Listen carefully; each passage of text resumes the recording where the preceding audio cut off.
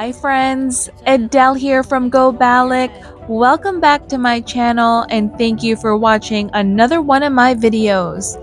I haven't been posting much lately, but recently my fiance and I took my parents on a semi-unique adventure and I thought why not share it with you.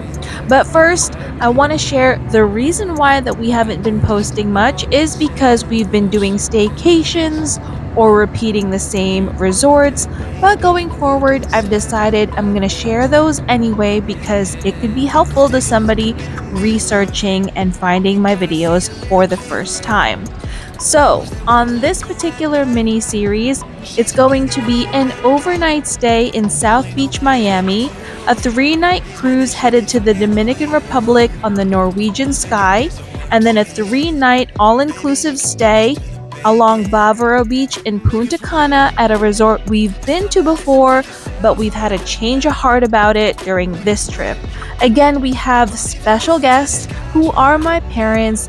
We're taking them on this adventure just to celebrate life, my dad's retirement, and open a new door and a new format of traveling and making memories. So join us on this adventure.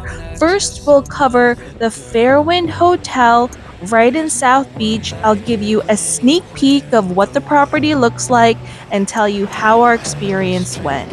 Nothing I've ever seen. You're like a woman ripped right out of my dreams. Yeah, yeah. Go take a look up in the mirror. You gotta see a little. With no sleep in our system but hearts full of excitement, we got up very early for our Delta flight from JFK to Miami. My fiance is tall, so we opted for premium economy seats. Now, we made the mistake of selecting the exit row. Even though they were premium economy, the seats were a little narrow and the entertainment console came up from the side of our legs. So if you could avoid these seats, I recommend that you do. We got to South Beach early and headed straight to 1000 Collins Avenue, which is the address of the Fairwind. You'll see that the lobby has an Art Deco quintessential South Beach, Miami vibe. It's not modern, but it fits the aesthetic of the area. But anyway, we got there early. We started half the check-in. We were informed that we may get our rooms a little bit before check-in time, which is 3 p.m., so we dropped our stuff off. My parents had never been to South Beach, so we took the opportunity to do the walk along Ocean Drive, take a look at the stunning beach, and we had lunch at a Miami icon, Havana 1957. Now, you're not going to get gourmet meals at Havana 1957, but they have all of the Cuban classics. Pollo plancha, empanadas, cubanos. It's the perfect place to kind of bask in that atmosphere that is Caribbean, Cuba, Latin, South Beach. Take that breeze in, take that atmosphere in, and enjoy the experience.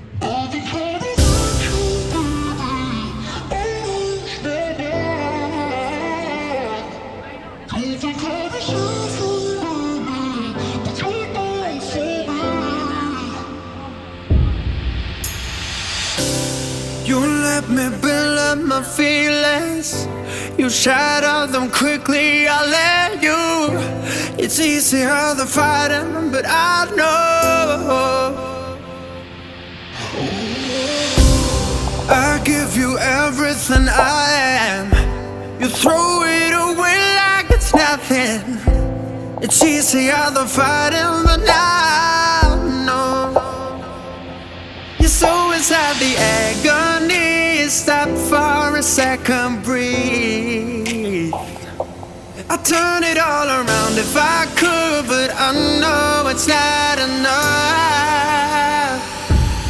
I've been trying to reach you, baby. I lose my mind. As you can see, the Deluxe Garden King rooms are a vibe. They have these rooms with double beds as well. We had room 121. My parents had room 131.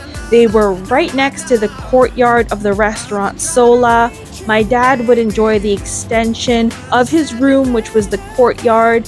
He He would sit out there on his patio chairs and have a cigar and beer. My mom was a stone throw away from the action that was going on in front of Sola, and we just enjoyed the extra breathing room and space to take in that warm weather because we're from New York. So I would recommend this room category. Our room 121 was a little bit weird because our toilet was in a room that felt like it used to be a closet. Now it's tiled up now and everything, but it still definitely felt like you were using the bathroom in a closet, and our shower was completely visible to the room, so just something to note. My parents' room was a little bit more spacious, but the walls and the furniture were dinged up a bit, but we weren't expecting a new property. Now, my big qualm about this hotel is that check-in is at 3 o'clock.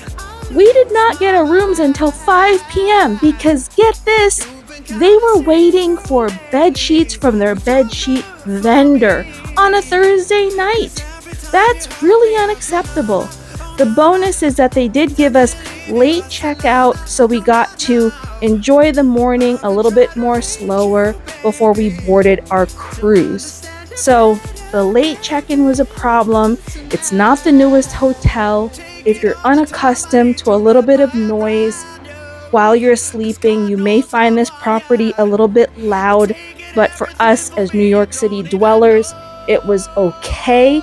Now, it's a great option if you're looking for a hotel for a quick stay or a night before your cruise, or if you want to experience the center of South Beach without paying oceanfront prices. This is still a good option.